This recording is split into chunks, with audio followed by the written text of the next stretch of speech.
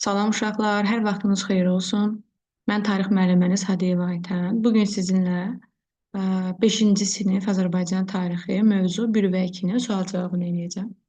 Siz hər dəfə hər hansı tutaq ki, mövzuları təkrar elədikcə, birinci, ikinci mövzu, sonra ardıcıllıqla çalışacağam ki, növbəti 3-4 ardıcıllıqla hər mövzunun sual-cavabını belə video şəklində yükləyəcəm. Siz də hər dəfə bu mövzuları təkrar eləyəndə kitabdan özünüz təkrar edərsiniz, sonradan bu video qulaq asanda isə sizə daha rahat gələcək. Belə, nə yaxşı uşaqlar, başlayaq. 5-ci sinif uşaqları, siz tarixi ilk dəfə başlayırsınız. Tarix fənni nəyi öyrənir, tarixdə nə keçirilir, necə bir fəndir? Biz tarixdə uşaqlar, keçmişdə insanlar necə yaşayıblar, hansı şəraitdə yaşayıblar? Yəni, ta qədim zamanlardan, alimlərə məlum olan dövrdən yaşadığınız dövrə kimi olan hadisələri biz tarix fənnində öyrənəcəyik. Məsələn, biz sual verə bilərik ki, ta qədimdən əgər hadisələr baş veribsə, biz ta qədimdə insanların necə yaşadığını, nə ilə məşğul olduğunu, nədən əmək aləti hazırladıqlarını, nədən istifadə etdiklərini, bunları necə öyrənirik bəs əgər bizim dövrümüzdə bunlar yaşamayıblarsa? Biz tarixi bir yazılı tarixdən öyrənirik uşaqlar. Bir də yazıya qədər olan dövrdən öyrənirik. Yazıya qədər olan dövrü necə öyrənirdik? Yazıya qədər olan dövrü, düzdür, yazıya alınmasalar belə, arxeoloqlar, tarixçi alimlər tədqiqat aparırdılar və bu tədqiqat nəticəsində əldə olunan məlumatlar əsasında. Bəs bu məlumatlar nələr idi? Tarixçi alimlər haralarda araşdırma aparırdılar? Qədim insanların yaşadıkları yerlərdə. Məsələn üçün, mağaralarda, dağlıq dağətəyi ərazilərdə qazıntılar aparır və orada əldə olunan heyvan sümüklərindən, məişət əşyalarından qədim dövrdə insanların necə yaşadıklarını müəyyənləşdirirlər. Arxeoloq nə demək idi? Arxeoloq nə deməkdir? Qədim maddi mədəniyyət nümunələrini öyrənən alimə arxeoloq deyirik. Bəs arxeologiya nə deməkdir desəm, qədim maddi mədəniyyət nümunələrini öyrənən elmə arxeologiya deyirik. Alimə isə arxeoloq deyirik. Məsələn, sual düşsə ki, qazıntı işləri ilə məşğul olan şəxslərə arxeoloq deyilir. Bu yanlış olar. Çünki hər qazıntı işi ilə məşğul olan şəxsə arxeoloq demək olmaz. Mütləq şəkildə arxeoloq qədim maddi mədəniyyət nümunələrini öyrənmək üçün tədqiqat işi aparmalıdır. Yəni, əgər sual düşsə ki, qazıntı işi ilə məşğul olan şəxslərə arxeoloq deyirik, bu yanlışdır. Arxeoloq mütləq şəkildə qədim maddi mədəniyyət nümunələri öyrənməlidir. Məsələn üçün, hansı arxeoloqunuz, Azərbaycanın hansı arxeoloqunu misal göstərmək olar? Deyə bilərik, Məmmədəli Hüseynov bizim qədim dövrü öyrənən arxeoloqlarımızdan olmuşdur. Biraz əvvəl dedim ki, biz yazıya qədər olan dövrü bəs tədqiqat nəticəsində arxeoloqlarımız, tarixçi alimlərimiz insanların əmək alətlərini falan tapırdılar, araşdırırdılar. Bəs yazı nə vaxt kəşf olunmuşdu? Yazı nə vaxt kəşf olunmuşdu desəm, deyəcəksiniz eradan əvvəl 4-cü minillikdə yazı kəşf olunur. Əvvəlcə yazı meydana gəlir. Yazı tam indiki bizim istifadə etdiyimiz yazı deyildi. Şəkli yazı, qrafik yazıdan filan da belə istifadə olunurdu.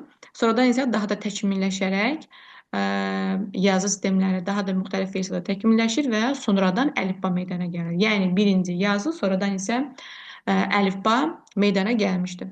Belə, keçmiş zamanlar haqqında bizə məlumat verən əşyalar, abidələr, bunlara ümumi ad altında uşaqlar biz tarixi mənbələr deyirik. Tarixi mənbələr nəyə deyirik?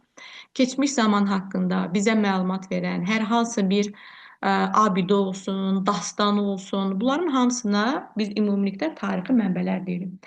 Tarixi mənbələrin neçə növü var idi, neçə qolu var idi? Bir daha təkrar edirəm, tarixi mənbələrin neçə növü, neçə qolu var idi? Tarixi mənbələr 4 qrupa bölünürdü. Bunlardan görüntülü mənbələr, şifahi mənbələr, maddi mənbələr, yazılı mənbələr. Bir daha təkrar edirəm. Yazılı mənbələr, şifahi mənbələr, maddi mənbələr, görüntü mənbələr. İndi, məsələn üçün, mən bir sual verəcəm və siz deyin görün, bu hansı mənbələrə aiddir? Məsələn, tutaq ki, desəm ki, nağıllar, dastanlar, bunlar hansı mənbələrə aiddir? nağıllar, dastanlar. Siz mənim səsimi dayandırıb özünüz cavablandıra bilərsiniz. Nağıllar, dastanlar şifahi mənbələrə aiddir. Məsələn, desəm ki, hansı mənbələrdir ki, son 200 il ərzində əldə olunan mənbələrdir? Son 200 il ərzində əldə olunan tarixi mənbələr görüntülü mənbələrdir. Desəm ki, məsələn, Aşur mənbələri. Ə, Məsələn, deyirik ki, tutaq ki, Manna dövləti haqqında Aşur yazılı kitabələrində məlumat verilmişdi. Bu, təbii ki, yazılı mənbələrə aiddir. Məsələn, qayaüstü yazılar, təbii ki, qayaüstü yazılar deyirəmsə, bu yazılı mənbələrə aiddir. Məsələn, mağaralardan əldə olunan əşyalar, sonra məsələn, qalalar, bunlar hansı mənbələrə aiddir? Bunlar təbii ki, maddi mənbələrə aiddir. Məsələn, dastan desəm, dastan şifahi mənbələrə aiddir. Rəvayət desəm, rəvayət şifahi mənbələrə aiddir. Film desəm, məsələn, deyirəm ki, oğul filmi. Oğul filmi görüntülü mənbələrə aiddir. Məsələn, əgər son 200 il ərzində deyiriksə, demək görüntülü mənbələr təqribən 18-19-cu əsrdə olan mənbələrimiz də görüntülü mənbələr, düzdürmü? 18-19-cu əsrlərdə olan mənbələrimizdir. Bundan əvvəlki videolarda mən ilin əsrə çevrilməsini sizin üçün qeyd etmişəm, onu da qoyub baxa bilərsiniz. Sonra məsələn deyirəm ki, tutaq ki, Əkinçi qəzeti. Əkinçi qəzeti hansı mənbələrə aiddir? Əkinçi qəzeti yazılı mənbələrə aiddir. Məsələn, Molla Nəsrəddin jurnalı. Molla Nəsrəddin jurnalı hansı mənbələrə aiddir? Yazılı mənbələrə aiddir. Məsələn, deyirəm ki, tutaq ki, Şəmsəddin Eldənizin tutaq ki, adına kəsilən pullar. Pullar deyiriksə, bu yazılı mənbələrə aiddir. Məsələn, deyirəm, Kitabi Dədə Qorqud dastanı. Kitabi Dədə Qorqud dastanı bu təbii ki, şifahi mənbələrimizə aid olacaq. Məsələn, bayatılar desəm, bayatılar şifahi mənbələrimizə aiddir. Məsələn, qədim dövrdə insanların istifadə etdiyi silahlar desəm, silahlar, əmək alətləri, bunlar hansına aid olacaq? Təbii ki, maddi mənbələrə aid olacaq. Belə, yaxşı uşaqlar, Kitab Dədə Qorqud dastanı demiş. Kitab Dədə Qorqud dastanı demək dedik ki, üzr istəyirəm, şifahi mənbələrə aiddir. Ancaq sonradan dastan şifahi olsa da, sonradan bu yazıya alınmışdır uşaqlar. Yəni, həm şifahi, həm də yazılı hesab etmək olar. Əvvəlcə şifahi olub, sonradan isə yazıya alınmışdır. Neçənci əsrdə meydana gəlib desəm, 7-ci əsrdə yaranmışdı. Dədə Qorqud da 7-ci əsrdə yaşamış şəxs olduğu məlumdur. Bu da belə. Yaxşı uşaqlar, bəs belə bir sual verim. Ta ki, dedik ki, biraz əvvəl yazı nə vaxt meydana gəlmişdi? Dedik ki, yazı eradan əvvəl 4-cü minillikdə meydana gəlmişdi. Əgər sual düşsə ki, 4-cü minillikdə meydana gəlmişdi, bu doğru olar? Xeyr, mütləq şəkildə ya bizim eradan əvvəl deməliyəm, ya eradan əvvəl deməliyəm, ya miladdan öncə deməliyəm, ya da miladdan əvvəl deməliyəm ki, bunlar meydana gəlmişlər. Bəs məsələn, yazı olmamışdan əvvəl insanların günlük həyatları haqqında biz necə məlumat əldə edirik? Deyirdik ki, ta ki insanlar daşların, qayaların üzərinə cızıqlar çəkirdilər və ya dedik ki, mağaralardan əşyalar tapırdılar. Biz bunun nəticəsində keçmiş insanların, qədim insanların necə yaşadıklarını öyrənirdik, bilirdik. Bu da belə dedik ki, birinci əlifba olmuşdu, yoxsa yazı olmuşdu. Dedik ki, əvvəlcə yazı meydana gəldi, daha sonra isə yazıdan əlifba meydana gəlmişdi deyirik. Son 200 il ərzində əldə olunan məlumatlar hansılara aiddir? Görüntülürdə dedik ki, hansılar idi? Televiziya verilişləri, sonra foto, film, kino, bunlar hamısı hansına aid idi? Görüntülü mənbələrə aiddir. Belə. Yaxşı uşaqlar, biraz əvvəl dedim ki, məsələn, miladdan öncə, miladdan əvvəl dedi. Təbii ki, bu nələr deyirik bunlara? Bunlara təqvimlər deyirik. Gəlin biraz qədim dövrdə insanların hesablama qaydalarından sual cavab vereyim. İnsanların ilk hesablama qaydası hansı olmuşdu? İlk zaman anlayışı hansı olmuşdu? Bir daha təkrar edirəm. İnsanların ilk zaman anlayışı, ilk vaxt ölçüsü nə olmuşdu desəm, nə deyəcəksiniz? Gecə və gündüz olmuşdu. Bir ay təqvimi necə meydana gəlmişdi? Bir ay təqvimi necə meydana gəlmişdi? Deyirik ki, insanlar görürlər ki, əvvəlcə ay hilal şəklindədir, sonradan isə bütövləşir və bu hilal şəklində olandan, nəzik formada olandan tam ki bütövlənənə kimi insanlar həmin günləri hesablamaq üçün ağaclara cızıqlar atırdılar və ya iplərə düyün vururdular. və müəyyənləşdirirlər ki, 30 və ya 31 gündən sonra ay bütöv şəkildə olur. Və beləliklə də hər bir ayı 30 və ya 31 günə bölmüşdülər. Bir dənə hansı istisna idi deyirik, fevral ayımız idi də. İnsanların istifadə etdikləri ilk təqvim, dəqiq təqvim olub desəm doğru olarmı? Xeyr, insanların istifadə etdikləri ilk təqvim dəqiq təqvim deyildi. Təbii ki, sonralar getdikcə daha bunu təkmilləşdirmişlər də. Demək, qədim insanların ilk vaxt ölçüsü hansı olmuşdu? Gecə və gündüz bir ay təqviminin necə yaranmasını dedik. Sonra məsələn bir ilimiz neçə aydan ibarətdir desəm, 12 aydan, bir günümüz, bir sutkamız neçə saatdan ibarətdir desəm, 24 saatdan ibarətdir deyirik. Dedik ki, insanlar ayın tam olaraq bütövləşməsinin 30 və ya 31 gün olduğunu hardan bilirlər, necə öyrənirdilər? İplərə düyün vururdular. Demək ki, iplərə düyün vuraraq günün sayını öyrənirmişlər və ya ağaclara cızıq ataraq günün sayını öyrənirlərmiş deyirik. Bu da belə. Bəs sonradan hansı təqvimlər yaranır? Sonradan deyirik ki, uşaqlar, məsələn, əkinçilik yaranandan sonra fəsillərlə insanlar tanış olurlar. Bəs əkinçilik necə yaranırdı? Əvvəlcə biraz bundan sual cavab eləyim. İnsanların ilk məşğuliyyət forması hansı olmuşdu? Bir daha təkrar edirəm, insanların ilk məşğuliyyət forması nə olmuşdu? Ovçuluq və yığıcılıq. Bir daha təkrar edək, insanların ilk məşğuliyyət forması nə olmuşdu? Ovçuluq və yığıcılıq. Ovçuluq və yığıcılığa biz hansı təsərrüfat forması deyirik və ya hansı belə deyək də istehlakdır, yoxsa istehsal təsərrüfat formasına aiddir ovçuluq və yığıcılıq. Ovçuluq və yığıcılıq istehlak təsərrüfat formasına aiddir. İstehlak təsərrüfat forması nə deməkdir? Yəni, belə deyək də, istehlak bərabərdir mənimsəmə, o da bərabərdir yığıcılıq. Yəni, insan nə isə özü əkib becərmir, nə isə özü hazırlamır. Təbiətdən hazır olan nə varsa ondan qidalanır. Nə deməkdir? Məsələn, ovçuluqla məşğul olur deyirik. Ta ki, özlərinə qrup halında olurlar.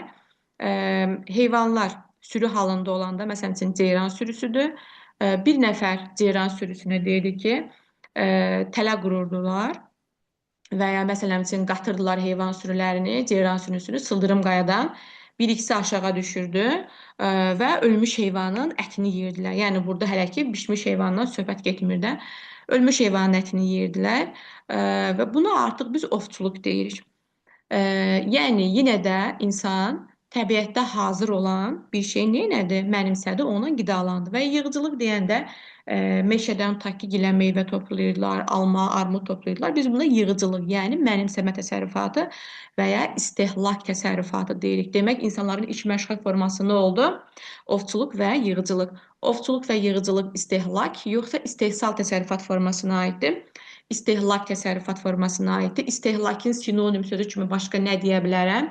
İstehlak bərabərdir mənimsəmə, bərabərdir yığıcılıq. Bəs sonralar nələr meydana gəldi? Ovçuluğun inkişafı nəticəsində meydana gəlir əkinçilik, üzr istəyirəm, ovçuluğun inkişafı nəticəsində meydana gəlir maldarlıq, yığıcılığın inkişafı nəticəsində isə meydana gəlir əkinçilik. Bəs bu necə olurdu deyirik? Məsələn, qədim insanlar yaşadıkları mağaraların ta ki mağara hər yerdə olmurdu da. Bunlar uzaq məsafədən ta ki gilə meyvəni toplayıb gətirirdilər mağaralarının da məsələn üçün ön hissəsinə, ta ki mağaranın qapısının ağzı hissəsinə. Həmin hissədə ta ki gilə meyvələri yeyəndə onun toxumu yerə tökülür. Sonra məsələn gələnləri görürlər ki, həmin gilə meyvə bu il burada olmadığı halda növbəti ildə onun toxumu yerə tökülür və oradan həmin bitki cücərməyə başlayır.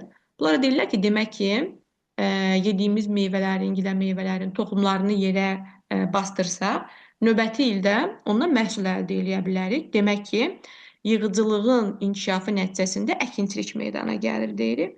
Ovçuluğun inkişafı nəticəsində maldarlıq necə yaranırdı? Ovçuluq ta əvvəldən var idi. Ovçuluq inkişaf edir. Ovçuluq necə inkişaf edir? İnsanlar ox və kamanı kəşf edirlər. Ox və kaman təbiətdə heç bir şeyə bənzəməyən, yəni nə heyvana, nə hər hansı bir bitkiyə bənzəməyən bir şeydir. Ona görə də ovçuluq insan şüurunun sırf məhsuludur deyirik. Ox və kaman kəşf olunur. Ox və kaman kəşf olunandan sonra ovçuluq inkişaf edir. Niyə? Çünki ox və kamanın inkişafı nəticəsində İnsanlar heyvanları daha uzaq məsafədən ovlaya bilirdilər. Məsələn üçün, əvvəlcə ta ki tələ quranda bəzən heç heyvan həmin tələyə düşmürdü. Bəzən isə ta ki 2-3 dənəsi düşürdü. Amma ovçuluq nəticəsində rahat şəkildə nə qədər istəyirdilərsə heyvan ovlaya bilirdilər. Ovçuluq nəticəsində heyvanı ovlayırlar. Məsələn, tutaq ki, əgər bunların yaşadığı insan kollektivində, məsələn üçün 40-50 nəfər insan yaşayırsa, bunlara tutaq ki, 3 nəfər, 3 dənə belə deyək də heyvan bəs eləyir yemələri üçün. Amma bunlar məsələn üçün ovlayıblar tutaq ki, 10 dənə heyvan. 3 dənəni yeyib bitirənə kimi o digər yerdə qalan heyvan cəsədləri çürüyürdülər də. Bunlar da belə qərara gəlirlər ki, biz ə, heyvanı, böyük heyvanı ovlayan zaman onun yanında olan kiçik heyvanı öldürməyək və onu öz yanımızda saxlayaq. Ehtiyac olanda isə kəsib ətini yeyərik. Və beləliklə də heyvanı, böyük heyvanları öldürür, kiçik heyvanları isə yaşadıkları ərazidə saxlayırlar və bununla da maldarlıq meydana gəlir. Bir daha təkrar edirəm. Yığıcılığın inkişafı nəticəsində nə meydana gəldi? Əkinçilik. Ovçuluğun inkişafı nəticəsində nə meydana gəldi? Maldarlıq. Ovçuluq birinci yaranıb, yoxsa maldarlıq birinci yaranıb? Təbii ki, ovçuluq. Yığıcılıq birinci yaranıb, yoxsa əkinçilik birinci yaranmışdı? Təbii ki, əkinçilik. Ox və kaman birinci kəşf olundu, yoxsa ovçuluq birinci yarandı? Birinci ovçuluq meydana gəldi. Daha sonra ox və kaman ixtira olundu. Ox və kamanın ixtirası nəticəsində ovçuluq inkişaf elədi. Daha sonra isə maldarlıq meydana gəldi. Maldarlığa eyni zamanda heyvandarlıq da deyə bilərik. Heyvanların əhəlləşdirilməyə başlaması da deyə bilərik. Belə, demək, təbiət artıq belə deyək də əkinçilik yaranandan sonra insanların təbiətə bağlılığı artır. Diqqətli olun, bəzi testlərdə deyirlər ki, məsələn, əkinçiliyin meydana gəlməsi nəticəsində təbiətdən asılılıq artır. Xeyr, təbiətdən asılılıq artmır, bağlılıq artır. Asılılıq nə deməkdir? Yəni, təbiət bizə nə verirsə, ta ki nəyin sənin yaşadığın ərazidə nə varsa, sən onu yemək məcburiyyətindəsən. Amma əkinçiliyin yaranması ilə biz istədiyimiz uzaq məsafədə belə olan gilən meyvənin toxumunu gətirib öz yaşadığımız əraziyə əkirik və beləliklə də biz təbiətdən asılı olmuruq, daha ona bağlı oluruq. Nə deməkdir bağlı oluruq? Yəni biz artıq fəsilləri öyrənməyə başlayırıq. Yəni hansı fəsildə toxum əkmək lazımdır, hansı fəsildə toxumu suvarmaq lazımdır. Biz fəsillə bağlı oluruq deməkdir. Əkinçilik və maldarlıq istehlak yoxsa istehsal təsərrüfat növünə aiddir? İstehsal. İstehsal təsərrüfatına aiddir desəm, deyəcəksiniz əkinçilik, maldarlıq və sənətkarlıq. Sənətkarlıq necə meydana gəlirdi bəs? Sənətkarlıq da, məsələn, əkinçilik inkişaf edir, tutaq ki, arpa, buğda əkirlər. Kifayət qədər çox arpa və buğda əldə ediblər. Ta ki bu il bunların ehtiyacları ta ki belə deyək də 5-10 kilodursa, əldə ediblər ta ki 50 kilo taxıl. Bunu növbəti ilə saxlamaq lazım idi. Bunu təbii ki, torpağın üzərində qalsaydı çürüyərdi və ya digər böcəklər filan gəlib yeyib apara bilərdilər. Bunlara xüsusi qablar lazım idi ki, bir ildən 2 il, 3 il sonraya kimi həmin bu məhsulu saxlasınlar. Və buna görə də bunu hazırlayan hər kəs təbii ki, belə bir qab hazırlaya bilməzdi, ancaq bunu xüsusi peşəkar olanlar lazım idi. Biz bunlara sənətkarlar deyirik. Demək, əkinçiliyin və maldarlığın inkişafı nəticəsində nə meydana gəlmişdi? Sənətkarlıq meydana gəlmişdi. Belə, yaxşı uşaqlar, davam edirəm. Dedik ki, zaman keçdikcə, əkinçilik və maldarlıq inkişaf etdikcə daha dəqiq təqvimlər meydana gəlir desəm doğru olarmı? Bəli, əkinçilik və maldarlıq inkişaf etdikcə daha dəqiq təqvimlər meydana gəlir. Çünki insanların ilk istifadə etdikləri təqvimlər doğru təqvimlər deyildilər də deyirik. Belə.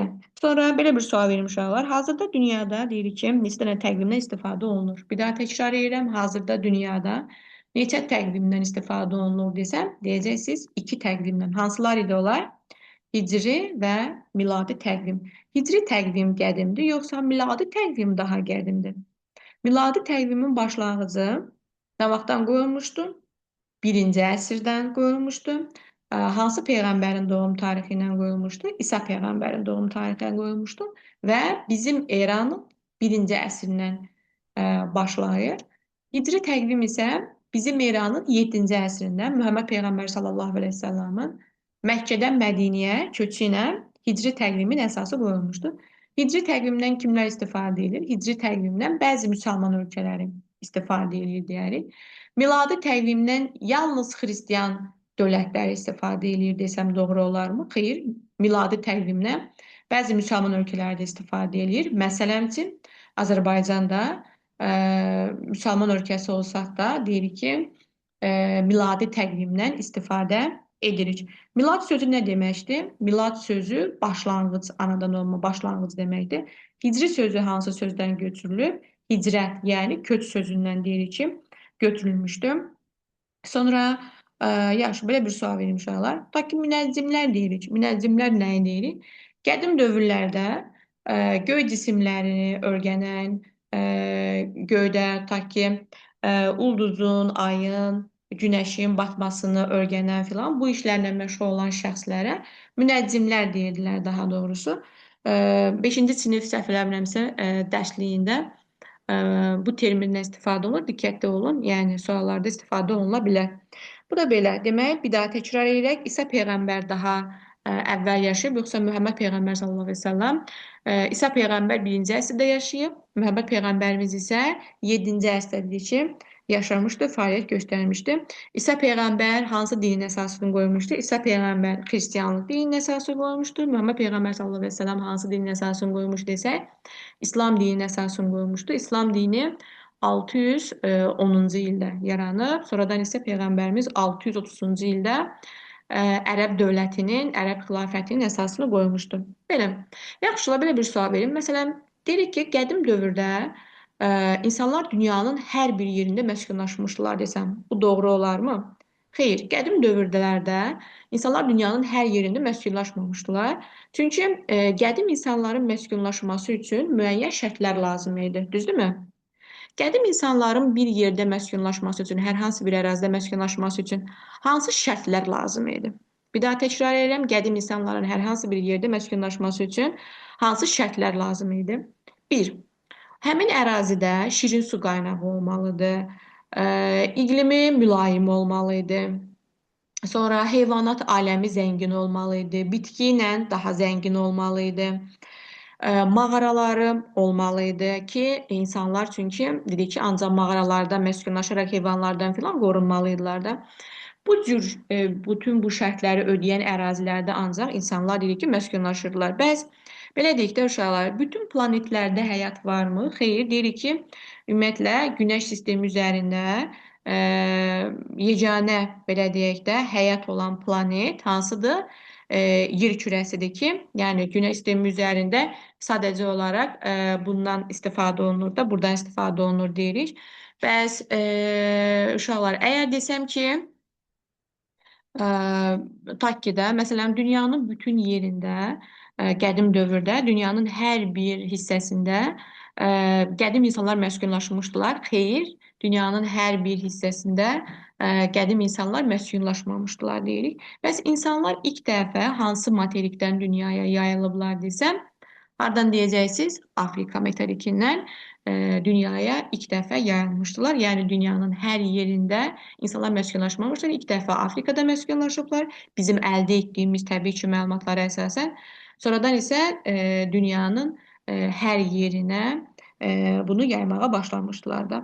Belə, bəs yaşadığımız Azərbaycan torpağı qədim insanların məskunlaşması üçün uyğun bir coğrafi mövqedə yerləşirdi. Bəli, burada şirin su qaynağı da var idi, bitki və heyvanat aləmi də zəngin idi, mağaralar da var idi, yəni mövcud idi. Ona görə də qədim insanların torpağımızda yaşaması üçün hər bir şərait var idi. Azərbaycan qədim insanların məskunlaşdığı torpaqlardan olub desəm doğru olarmı? Bəli, təbii ki, Azərbaycan qədim insanların məskunlaşdığı ərazilərdən olmuşdur. Yaxşı, belə bir sual verim. Dedik ki, məsələn, ilk dəfə Afrika materikində yaşayıblar, sonradan isə dünyanın digər ərazilərində məskunlaşmağa başlayıb. Ümumiyyətlə, əvvəlcə belə bir sual verim, ya da belə bir məlumat verim sizə. Dünyada biz qitələrdən desə, hansı qitələrdən hələ ki biz 5-ci sitəsindən keçəcəyik? Afrika, Asiya, Avropa, Amerika. Bir daha təkrar edirəm. Biz 5-ci sinifdə sizinlə keçəcəyimiz Afrika qitəsi, Asiya, Avropa və Amerika qitəsindən sizin üçün, yəni 5-ci sinifdə biz bunlar haqqında sizinlə məlumat əldə edəcəyik. Bəs nə üçün insanlar bir yerdən digər yerə, məsələn dedik ki, əvvəlcə Afrikada yaşayırlar, sonra dünyanın digər ərazilərində məskunlaşmağa başlayırlar. Yəni köç eləyirlər də bir yerdən digər yerə. Sizcə bu köçün səbəbi nədir? Yəni qədim insanların bir yerdən digər yerə getmələrinin səbəbləri nə idi? Bunun bir neçə səbəbi ola bilərdi. Məsələn, səbəblərindən biri təbii fəlakətlər ola bilərdi. Sonra iqlim dəyişikliyi ola bilərdi. Müharibələrə görə bir yerdən başqa yerə köçürlər. Təbii fəlakət deyəndə biz nəyi nəzərdə tuturuq? Təbii fəlakət deyəndə tutaq ki, uşaqlar daşqın olur, zəlzələ olur, quraqlıq olur. Quraqlıq nə deməkdir? Məsələn, insanlar tutaq ki, bir yerdə yaşayırlar, əkin əkirlər falan. Ancaq sonradan yağış yağmır, şirin su qaynaqları quruyur və quraqlıq olur. Hər yer qupquru quruyur. Təbii ki, insanın yaşaması üçün heç bir şərait olmur. Ona görə də başqa yerə köçmək məcburiyyətində qalır və ya zəlzələ olur. Yaşadıkları mağara tamamilə dağılır. Ona görə də başqa yerə keçmək məcburiyyətində qalırlar. Bu kimi səbəblərdən dolayı insanlar bir yerdən başqa yerə köçmək məcburiyyətində qalırlar. Bəs iqlim dəyişikliyi deyirik uşaqlar. Bu iqlim dəyişikliyi nə deməkdir? İqlim dəyişikliyi məsələn üçün buzlaşma, istiləşmə deyirik. Bunun səbəblərindən dolayıdır. Məsələn üçün bəlkə siz tak ki Buz dövrü multfilmi var. Bəlkə ora baxmış olarsınız. Buz dövrü 1 2 3 var. Orada tak ki görürsünüz ki mamont var. Mamont, sonra onun şir, Sid deyə dostu filan var. Bəlkə baxmış olarsınız bu multfilmə.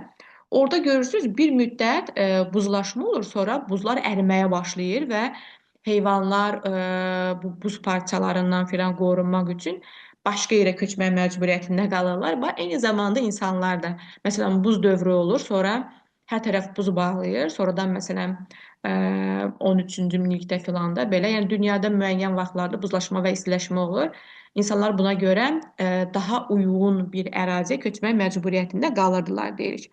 Belə, başqa bir sual verim inşallah. Məsələn, bax dedik ki, müharibələr nəticəsində bir yerdən digər yerə köçmək məcburiyyətində qalırlar. Müharibələr də nə idi? Yəni insanlar, nəsillər, qəbilələr, tayfalar, tayfa birlikləri, dövlətlər arasında müharibə olurdu. Təbii ki, qədim insanlar nə üçün müharibə aparırdılar? Münbit torpaqlar uğrunda bir-birinə mübarizə aparırdılar. Bəs xalqlar özlərini düşməndən qorunmaq üçün mütləq şəkildə hər hansı bir tədbir görürdülər. Məsələn, xalqların köçü nəticəsində hər hansı bir xalq başqa xalqın bunların ərazisinə köçünün qarşısını almaq üçün nə kimi tədbirlər görürdülər? Tədbirləri məsələn əlçatmaz yerlərdə, dağlarda özlərinə qalalar tikməyə başlayırlar ki, düşməndən müdafiə olunub qorunsunlar və ya yaşadıkları torpaq belə torpağın, ərazinin ətrafına sədilər çəkməyə başlayırlar. Qalalar tikirdilər ki, düşməndən nə etsinlər, qorunsunlar. Məsələn, belə qalalardan misal olaraq hansı qalaları demək olar? Məsələn, Əlincə qalasını demək olar, Çıraq qalanı demək olar, Qız qalasını demək olar. Demək, bunlar hamısı qaladılar. Qalalar həmişə müdafiə məqsədi ilə tikilir uşaqlar. Yadda saxlayın, müdafiə məqsədi ilə tikilən tikilərə qalalar deyirik, sədlər deyirik. Məsələn, belə deyim də, tutaq ki, düşməndən qorunmaq üçün əvvəlcə insanlar torpaq sədlərdən istifadə edirlər. Yəni palçıqdan, torpaqdan sədlər tikirlər. Ancaq sonradan görürlər ki, yəni bu təbii ki, torpaqdan filan tikilən nə qədər möhkəm ola bilər. Daha sonra isə sal daşlarından və ya belə də sal daşları belə böyük parçalardan ibarət olur daşlar. Onlardan özlərinə müdafiə qalalar tikməyə başlayırlar. Çıraq qala harda yerləşir? Çıraq qala Şabranda yerləşir.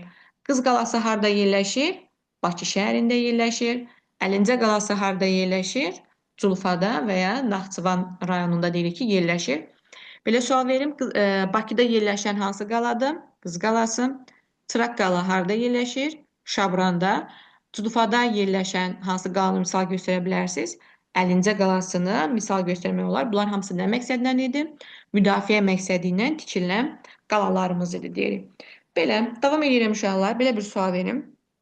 Dedik ki, insanların Demək, birlik formalarından sual cavab edeyim sizə. İnsanların ilk birlik forması hansı olmuşdu? İnsanların ilk birlik forması olmuşdu ulu icma. Bir daha təkrar edirəm. İnsanların ilk birlik forması hansı olmuşdu? Ulu icma olmuşdu. Ulu icma necə yaranmışdı? Ulu icma körtəbii şəkildə idi, tez-tez dağılırdı. İnsanlar heyvanlardan qorunmaq məqsədi ilə birlikdə yaşayırlar. Yəni aralarında hər hansı bir qohumluq əlaqəsi falan yox idi. 20-30 nəfər insan mağaralarda birlikdə yaşayırdılar, birlikdə yığıcılıqla, ovçuluqla falan məşğul olurlar. Bəs nəsil nə deməkdir? Nəsilə başqa eyni zamanda qəbilə də demək olar. Bu artıq qan qohumluğu əsasında olan ana xətti üzrə qan qohumluğu olan insanlar birliyidir. Nəsilə həm də biz nə deyirik? Qəbilə deyirik. Nə deməkdir nəsil? Ə, demək qan qohumluğu olan insan kollektivi deməkdir. Zaman keçdikcə bir neçə nəsil birləşir, nə meydana gəlirdi? Tayfa meydana gəlirdi. Bir daha təkrar edirəm. Zaman keçdikcə bir neçə nəsil birləşir və tayfa meydana gəlirdi. Nəslin birləşməsindən ibarət olanlara tayfa deyilir. Tayfa bir neçə nəslin birləşməsinə deyilir. Bəs necə olurdu ki, bu bir neçə nəsil birləşirdi? Məsələn, ta ki, qonşuluqda yaşayan 4-5 dənə tayfa var. Bu 4-5 dənə tayfanın içərisində, məsəl üçün, bir dənəsi ən güclüdür. Bunların içərisində 200-300 nəfər adam yaşayır. Digərləri daha zəifdir. Bu güclü nəsil daha doğrusu, bir daha təkrar edirəm, 4-5 dənə nəsil qonşuluqda yaşayırlar. Bu nəsillərdən biri daha güclüdür. Tərkibində 150-200 nəfər adam yaşayır. Və bu nəsil qonşu digər nəsilləri mübarizə aparırlar bir-birlərinə və həmin 3 yerdə qalan, 4 yerdə qalan nəsli özünə birləşdirir. Və artıq o nəsildə olan insanları da, o nəslə aid olan maldar, torpaq sahələrini, heyvanları da öz tərkibinə birləşir və daha böyük insan kollektivi meydana gəlir. Biz buna tayfa deyirik. Və ya başqa cür iki nəsil arasında qohumluq əlaqəsi yaranır, ancaq elə müharibə ilə birləşmirlər də. Qohumluq əlaqəsi yaranır, qohum şəkildə birləşirlər və buna da tayfa deyirik. Tayfa, yəni nəsildən daha böyükdür insan kollektivi cəhətdən, insan sayı cəhətdən. Sonra bir neçə tayfa birləşir, buna tayfa birliyi deyirik. Bunlar necə birləşir? Yenə də ya müharibə yolu ilə birləşirlər, ya da qohumluq əlaqəsi ilə birləşirlər. Biz buna tayfa birliyi deyirik. Tayfa birlikləri təbii ki, daha geniş, daha böyük insan sayına malik olur. Sonradan isə bu tayfa birlikləri də birləşir və dövlət qurumları, onlar da daha sonra isə dövlət meydana gəlir deyirik. Belə, yaxşı belə bir sual verim uşaqlar. Dedi ki, insanlar, hansı təsərrüfat sahəsi ilə məşğul olan insanlar oturaq həyat keçirirdi? Hansı təsərrüfat forması ilə məşğul olan insanlar oturaq həyat keçirirdi? Demək, maldarlıqla məşğul olan insanlar oturaq yoxsa köçəri həyat keçirirdilər? Maldarlıqla məşğul olan insanlar köçəri həyat keçirirdilər. Yəni, ta ki, məsələn, maldarın ta ki 200, belə deyək də, qoyunu var. Bu qoyunları qışda daha isti olan ərazilərə aparır, köçürür. Yayda isə daha sərin olan ərazilərə köçürür. Yəni, biz buna yaylaq və ya qışlaq deyirik və belə həyatla məşğul olan insanlara köçəri həyat sürən insanlar deyirik. Demək, maldarlıqla və ya heyvandarlıqla məşğul olan insanlar köçəri həyat sürürlər. Bəs oturaq həyat keçirən insanlar nə ilə məşğul olurlar? Oturaq həyat keçirən insanlar əkinçiliklə məşğul olurlar. Bəs niyə əkinçiliklə məşğul olan insanlar oturaq həyat keçirir? Çünki, məsələn, əkinçi toxumu əkir. Toxumu əkir elə o öz-özünə cücərmir də, ta ki onu suvarmaq lazımdır və ya baxmaq lazımdır, qulluq eləmək lazımdır. Onun üçün də o mütləq şəkildə eyni yaşadığı yerdə oturaq həyat sürməlidir. Demək, əkinçilər necə həyat sürürdülər? Oturaq həyat sürürdülər. Maldarlar necə həyat sürürdülər? Maldarlar köçəri həyat sürürdülər deyirik. Bəs məsələn, belə bir sual verim uşaqlar. Deyirik ki, təbii ki, maldarlar, əkinçilər, bunlar harada yaşayırdılar? Kənd tipli yaşayış yerlərində yaşayırdılar. Sonradan isə bu kənd tipli yaşayış yerləri şəhərlərə çevrilməyə başlayır. Şəhərlərdə ən çox sənətkarlar və tacirlər yaşayırdılar deyirik. Sənətkarlar dedik ki, necə meydana gəlmişdi? Maldarlığın və əkinçiliyin inkişafı nəticəsində dedik ki, maldarlara, əkinçilərə xüsusi qablar lazımdır ki, məsələn üçün maldarlar südləri saxlasınlar və ya əldə etdikləri yağı saxlasınlar. Əkinçilər ta ki taxılı, buğdanı, arpanı gələnlə saxlasınlar. Buna görə də dedik ki, sənətkarlıq meydana gəldi. Bəs məsələn sənətkar ta ki qab hazırlayır. Onu aparıb satan şəxsə nə deyirdilər? Tacir deyirdilər. Və beləliklə də sənətkarlıq, tacirlər filan qrupu meydana gəlirdi. Şəhərlərdə ən əsas məskunlaşan kimlər olmuşdu? Sənətkarlar və tacirlər. Demək, maldarlar və əkinçilər əsasən kəndlərdə məskunlaşırdılar. Tacirlər və sənətkarlar isə əsasən şəhərlərdə məskunlaşırdılar. Şəhər tipli yaşayış məskəni birinci meydana gəlmişdi, yoxsa kənd tipli yaşayış məskəni birinci meydana gəlmişdi desəm, birinci kənd tipli yaşayış məskəni meydana gəlmişdi. Sonra isə onlar məsələn üçün bəzi kənd tipli yaşayış məskənləri daha da inkişaf eləyərək şəhərlərə çevrilmişdilər. Yəni dolayısıyla şəhərlərin əsasını da əkinçilər qoymuşdu da, yəni. Bu da belə.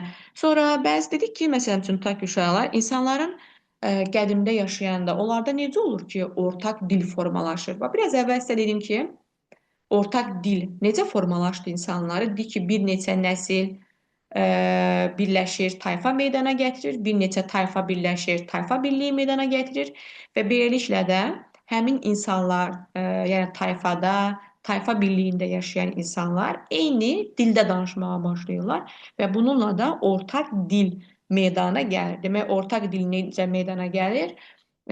Bir neçə nəsil birləşdi tayfa, tayfa birləşdi tayfa birliyi, onların da hamısının ümumi bir dildə danışmağa başladılar. Biz də bunlara nə demək deyirik? Ortaq dil deyirik ki, meydana gəlirdi, formalaşırdı. Təbii ki, bu tayfada, tayfa birliyində yaşayan insanlar hamısı, yəni yaşadıkları ərazini düşmənlərdən qorunmaq üçün nə etməliydilər? Təbii ki, müdafiə etməliydilər də, yəni bir-birlərinə dəstək olmalıydilər. Belə, yaşadıkları əraziyə insanlar nə deyirlər? Biz indi məsələn yaşadığımız əraziyə nə deyirik? Vətən deyirik, yurt deyirik. Vətən sözü türk mənşəli sözdür, yoxsa ərəb mənşəli sözdür desəm, vətən sözü ərəb mənşəli sözdür. Mənası da, yəni insanların yurdu. Yurt bəs hansı dildən götürülüb? Yurt qədim türklər öz yaşadıkları yerə, torpağa, vətənə yurt deyirdilər. Vətən sözü isə ərəb mənşəli sözdür. Bir daha təkrar edək. Qədim türklərin vətənə nə deyirdilər? Yurt deyirdilər. Bəs vətən sözü türk mənşəli sözdür? Xeyr, deyirik ki, vətən sözü ərəb mənşəli sözdür, hansı ki biz vətənimizə ata yurdumuz, odlar yurdumuz, belə də bu kimi kəlmələrdə istifadə edirik. Belə, davam edirəm uşaqlar, belə bir sual verim. Ta qədim zamanlardan Azərbaycanın torpağı daha qədim idi, yoxsa indiki Azərbaycanın torpağı daha qədim olub? Təbii ki, ta qədimdən Azərbaycanın torpağı daha böyük idi. Amma indiki Azərbaycanın torpağı daha azdır. Bir daha təkrar edirəm. Qədim Azərbaycanın torpağı daha çox idi, yoxsa daha böyük idi, yoxsa indiki Azərbaycanın qədim dövrdə torpaqlarımız daha geniş idi. Sonradan isə işğalçı dövlətlər tərəfindən ələ keçiriləndən sonra torpağımızın miqdarı azalmışdı. Bəs qədim dövrdə Azərbaycan torpaqları şimalda, cənubda, şərqdə, qərbdə harda idi? Başlayayım indi belə. Qədim dövrdə Azərbaycanın şimal sərhəddi hardan başlayırdı? Şimal sərhəddimiz Dərbənd şəhəri və ya Böyük Qafqaz dağları deyə bilərik. Qərbdə torpaqlarımız hara kimi uzanırdı? Qərbdə torpaqlarımız İrəvana və ya Göyçə gölü, İrəvan belə deyə bilərik və ya başqa sözdən ifadə edə bilərəm, Şərqi Anadolu deyə bilərik. Yəni İrəvana kimi olan torpaqları əhatə edirdi.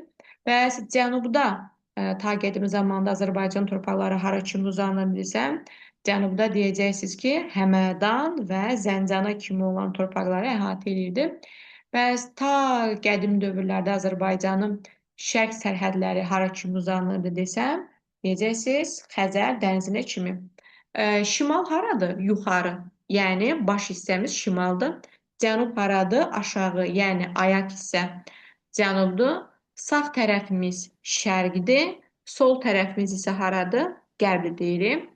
Belə, sonra uşaqlar Azərbaycanda bəs indiki dövrdə, indiki sərhədlərimiz deyirik ki, cənubda Araç çayına kimi uzanır.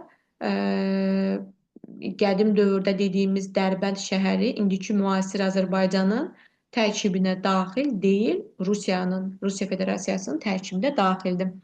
Belə, məsələn, bəs müasir Azərbaycanın həmsərhəd olduğu dövlətləri deyək, bir sual verim. Məsələn, Azərbaycan cənubda hansı dövlətlə həmsərhəddir desəm, müasir Azərbaycan Respublikası cənubda hansı dövlətlə həmsərhəddir desəm, İran İslam Respublikası ilə deyəcəksiniz. Bəs şərqdə həmsərhəddimiz desək, şərqdə Xəzər dənizi ilə həmsərhədik. Xəzər dənizi də ta qədim dövrlərdə Alban, Kaspi, Hirkan bu kimi adlardan deyirik ki, istifadə olunur deyirik. Sonra müasir Azərbaycanın şimal sərhəddi hansı dövlətdir? Şimal sərhəddi Rusiya Federasiyasıdır. Müasir Azərbaycanın qərbdə həmsərhəd olduğu dövlətlər desəm, deyəcəksiniz Türkiyə, Gürcüstan və Ermənistanla həmsərhədik deyirik. Gürcüstanla Azərbaycan tam konkret, məsələn, şimal-qərb torpağında da həmsərhədik demək olar. Yaxşı, belə bir sual verim. Məsələn, İran ilə həmsərhəd olan dövlətlər desəm, hansıları deyərsiniz? Bir daha təkrar edirəm. İranla həmsərhəd olan dövlətlər desəm, deyərsiniz Azərbaycan, Türkiyə və Ermənistan. Desəm, Rusiya Federasiyası ilə həmsərhəd olan dövlətlər, deyərsiniz Azərbaycan, Gürcüstan və Türkiyə. Bunları siz 5-ci sinif kitabında xəritə var. Xəritənin içərisinə baxıb, ona əsasən bu fikirləri sizə sual verirəm. Bəzi suallar sırf xəritənin içərisindən düşür və ya məktəb dərsliyini oxuyarkən orada tapşırıqlar var, sual-cavablar var. Mütləq şəkildə onlara diqqət yetirin, çünki onların da içərisində sizə suallar düşə bilər. Sonra məsələn, Gürcüstanla həmsərhəd olan dövlətlər isə hansıları deyərsiniz? Azərbaycan, Türkiyə, Rusiya, Ermənistan, bunlar deyirik ki, Gürcüstanla həmsərhəddirlər. Demək, Azərbaycan şimalda həmsərhəddir Rusiya, cənubda İran, şərqdə Xəzər dənizi, qərbdə Türkiyə, Ermənistan və Gürcüstanla deyirik ki, həmsərhəddirlər. Belə, yaxşı uşaqlar, Azərbaycanda mövcud olan dağ silsilələri var, sıra dağlar var. Hansıları misal göstərmək olar bunlara? Deyə bilərik, Böyük Qafqaz dağları, bir də Kiçik Qafqaz dağları. Böyük Qafqaz dağları harada yerləşir? Biz əvvəl dedik ki, ta qədim zamanlarda Azərbaycanın şimal sərhəddində olurlar. Təbii ki, Azərbaycanın şimalında yerləşir. Kiçik Qafqaz dağları isə yerləşir qərb hissəmizdə. Kiçik Qafqaz dağlarının yaşı daha qədimdir, yoxsa Böyük Qafqaz dağlarının yaşı daha qədimdir? Kiçik Qafqaz dağlarının yaşı daha qədimdir, sonradan isə Böyük Qafqaz dağları meydana gəlmişdir.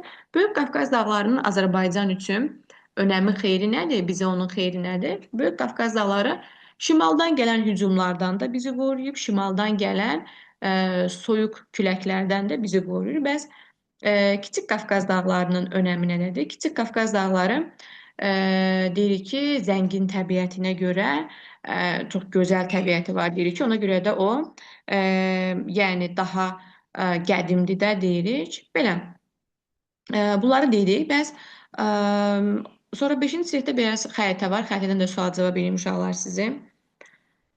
Kürdən şimalda yerləşən şəhərlər desəm hansıları deyərsiniz? Bir daha təkrar edirəm.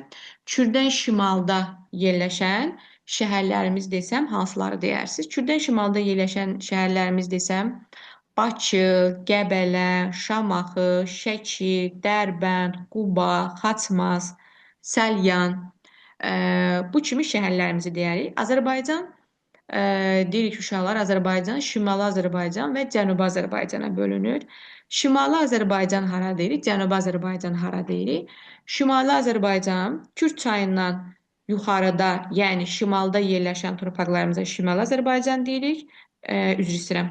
Araz çayından, üzr istəyirəm uşaqlar, Araz çayından şimalda yerləşən torpaqlarımıza Şimali Azərbaycan deyirik. Araz çayından cənubda yerləşən torpaqlarımıza isə Cənubi Azərbaycan deyirik. İndi məsələn desəm ki, Arazdan şimalda yerləşən şəhərlərimizi müəyyən edin. Arazdan şimalda yerləşən şəhərlərimiz desəm hansıları deyərsiniz? İrəvan deyərsiniz, Dərbənd deyərsiniz, Gəncə deyərsiniz, Bərdə deyərsiniz, Qazax deyərsiniz, Tovuz deyərsiniz, Şuşa deyərsiniz, ümumilikdə Qarabağ zonası Şuşadır, Xocavənddir, Füzulidir, Cəbrayıldır, Zəngilandır. Müasir Azərbaycanın xəritəsini mütləq şəkildə əzbərləyin.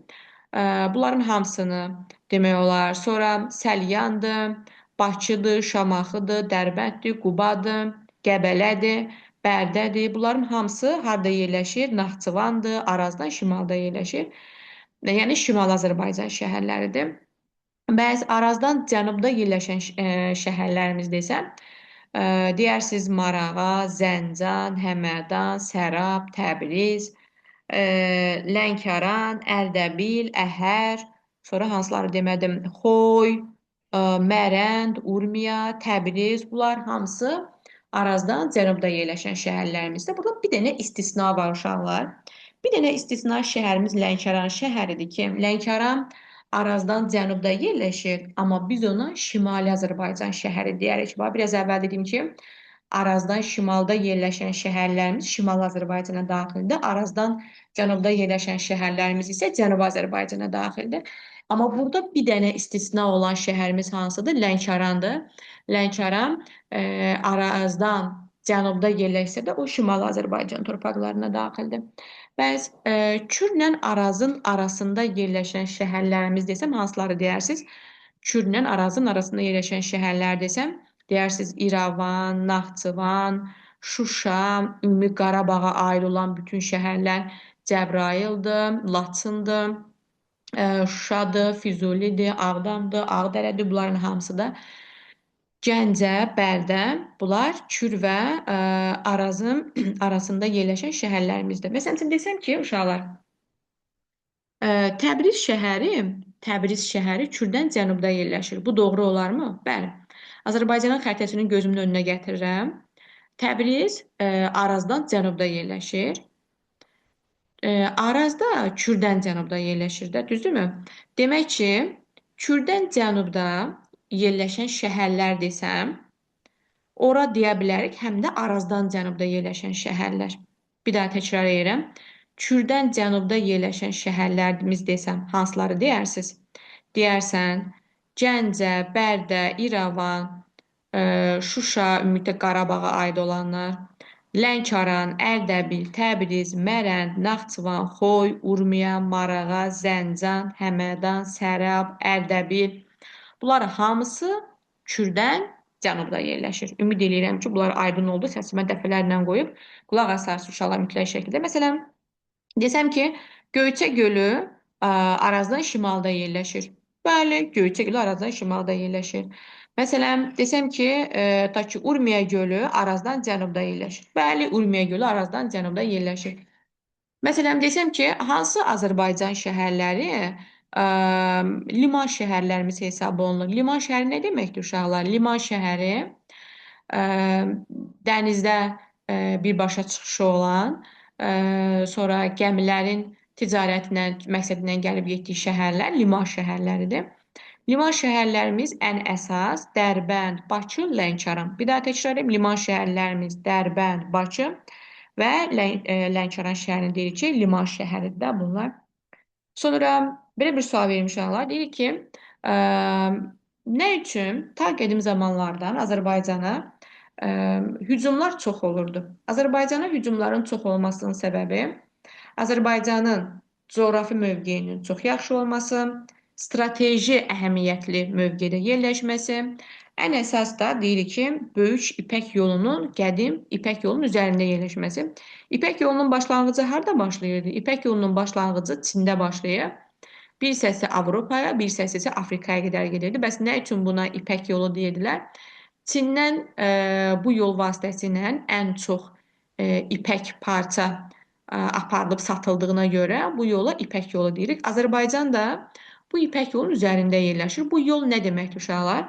Müəyyən bəlirli, elə bil ki, iz kimi siz bunu düşündə. Yer var ki, Çindən tacirlər ipəyi alırlar və karvanlarla həmin bu müəyyənləşdirilmiş yollar vasitəsilə aparırdılar ipəyi, xarici ölkələrə satırdılar. Məsələn, bir hissəsini Avropaya, bir hissəsini Afrikaya kimi aparırdılar. Biz bunu ticarət yolları deyirik. Bu yollardan biri də Azərbaycandan keçirdi. Məsələn, Çindən gələn və ya Avropadan gələn sənətkarlar gətirirlər məhsulları Azərbaycanda bazarlar təşkil olunurdu, məhsullarını orada satırdılar. Bunun üçün də Azərbaycan çox inkişaf eləmişdi. Hansı şəhər, hansı dövlət ki, bu İpək yolunun üzərində yerləşirdi, o ölkə çox belə yaxşı inkişaf etmiş idi, varlı ölkə hesab olunurdu. Bunun həm müsbət, həm də mənfi cəhəti var idi. Yəni dediyimiz kimi yaxşı cəhəti o idi ki, inkişaf edirdik falan, amma mənfi cəhəti də o idi ki, ə, çox yəni inkişaf etdiyimizə görə işğalçı ölkələr bizi işğal edib ələ keçirməyə çalışırdılar. Belə uşaqlar, ümid edirəm ki, mövzu 1 və 2 ilə bağlı demək olar ki, hər şeyi sual-cavab elədim. İnşallah növbəti mövzularında sual-cavabını eləyəcəm. Belə, hələlik sağlıqla qalın.